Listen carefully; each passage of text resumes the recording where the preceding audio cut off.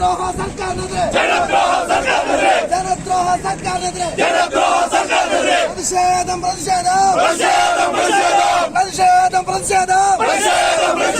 കേരള നാടിൻ പ്രതിഷേധം വിദ്യാർത്ഥികളെ ദ്രോഹിക്കും രോഗികളെ ദ്രോഹിക്കും അതിർത്തി അടക്കും കർണാടക സർക്കാർ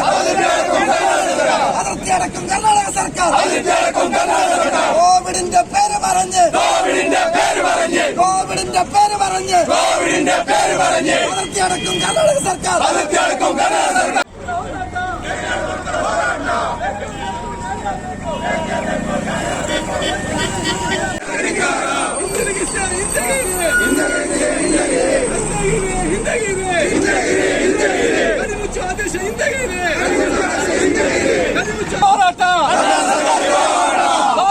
ಲಾಕ್ಡೌನ್ ನಿಯಮ ಉಲ್ಲಂಘಿಸಿ